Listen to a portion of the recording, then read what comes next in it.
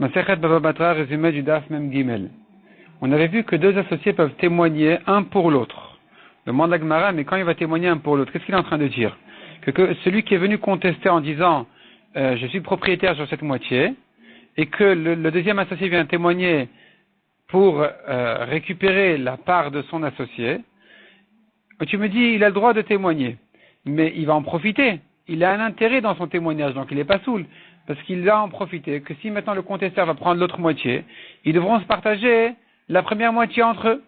Et donc il se trouve qu'il ne peut pas témoigner sur son associé, parce qu'il a un intérêt personnel. Répond la Gemara, il s'agit que non.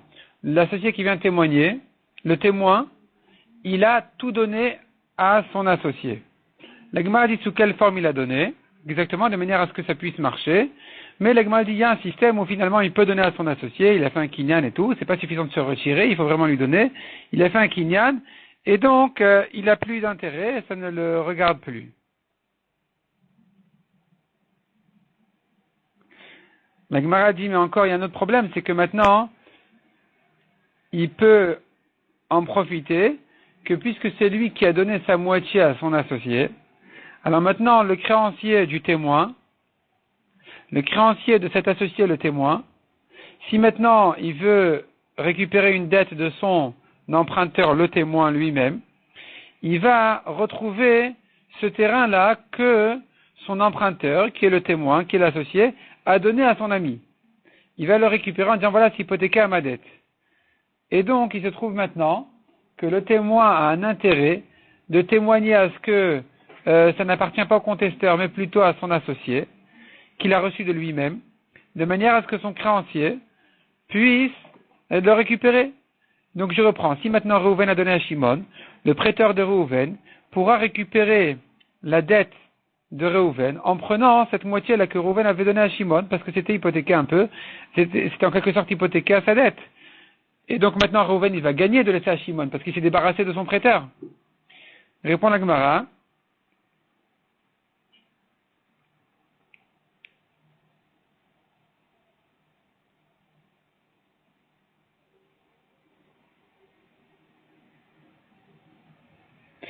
Il n'a rien à gagner parce que de toute façon, il devra rembourser à Shimon.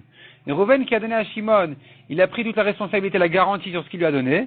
Donc autrement dit, si maintenant mon prêteur, il va venir récupérer cette moitié-là, je devrais te rembourser. Donc finalement, peu importe pour Reuven, que ce soit à Shimon ou que ce soit au contesteur, ça lui revient en même de toute façon, il devra rembourser sa dette. Si son prêteur va prendre de Shimon, il devra rendre à Shimon. Si son prêteur ne prend pas de Shimon, il devra rendre à son prêteur. Donc il n'a pas d'intérêt à témoigner que ça appartient plutôt à son associé qu'au contesteur, donc il aura le droit de témoigner ici. La Gemara dit, mais comment est-ce qu'un homme peut se retirer définitivement en donnant sa part dans un bien associé? La Gemara amène quelques exemples. On voit que on pourrait déduire qu'un homme, en principe, quand il était associé et qu'il avait un intérêt, il ne peut pas s'en débarrasser. Il sera toujours pas sous l'aïdout, il ne pourra jamais témoigner. La Gemara donne une réponse qu'il s'agit là-bas d'un cas exceptionnel dans le Sefer Torah où quand il était associé, même s'il le donne aux autres, il va quand même continuer à en profiter tant qu'il est dans la communauté, tant qu'il est dans la ville, parce qu'il pourra entendre la lecture de la Torah et donc il va en profiter même s'il n'est pas propriétaire. La Gemara ramène encore d'autres objections. Finalement, elle maintient ce qu'elle a dit, que un associé qui a donné sa part, il a le droit donc dorénavant de témoigner. On a vu encore que les associés sont considérés comme des shomrei sachar, comme des gardiens payés l'un pour l'autre. La Gemara dit, pourtant, la Gemara avait compris que chacun garde une moitié. La Gemara dit, mais alors, c'est-à-dire si je garde maintenant la moitié de ce sur quoi on est associé, et toi tu gardes l'autre moitié,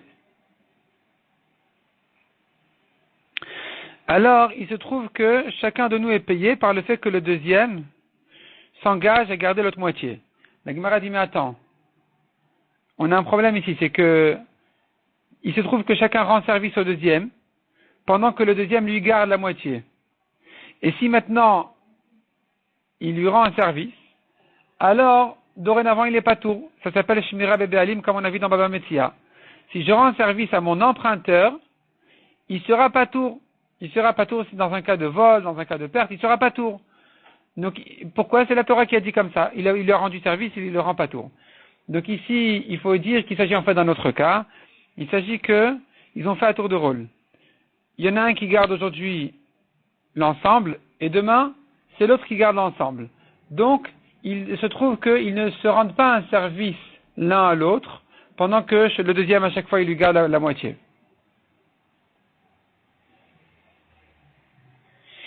La Gemara nous ramène une nouvelle braïta. La braïta nous dit celui qui a vendu une maison ou un champ ne peut pas témoigner pour le laisser, il ne peut pas le témoigner contre un contesteur pour que ça reste chez l'acheteur.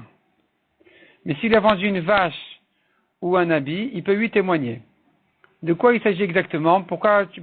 Quelle différence entre le cas du champ et le cas de l'habit? Et la Gemara commence à résoudre ce problème en disant qu'il s'agit en fait d'un cas comme celui-là. Il s'agit que quelqu'un, Reuven a volé un champ de Shimon, et Reuven l'a vendu à Lévi. Il est venu Yehuda, un étranger, pour contester en disant que ça lui est le champ.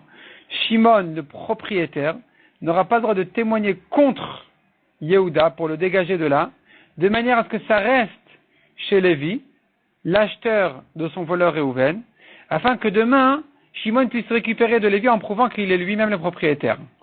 Et ça, dans un champ, il ne peut pas témoigner, parce qu'il a l'intérêt de le récupérer ensuite de chez Lévi, l'acheteur de son voleur, qui lui sera plus facile à traiter que ce contesteur Yehuda l'étranger.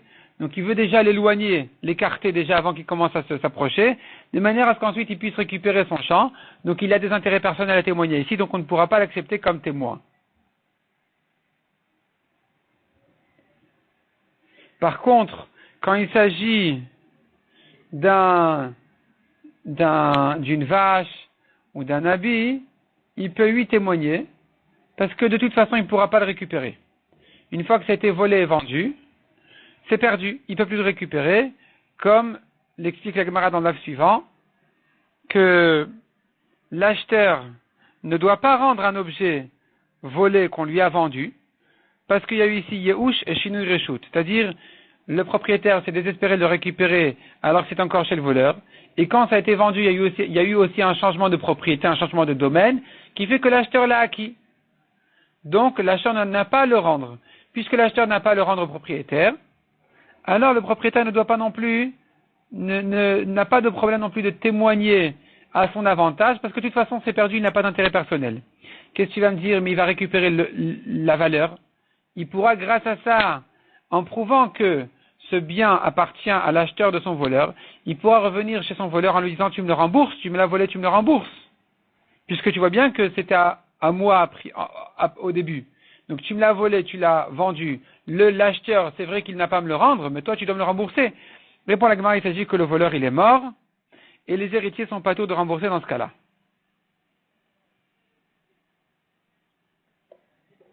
La Gemara dans le suivant va continuer à traiter le cas ici, et l'interpréter sous autre forme, sous autre manière.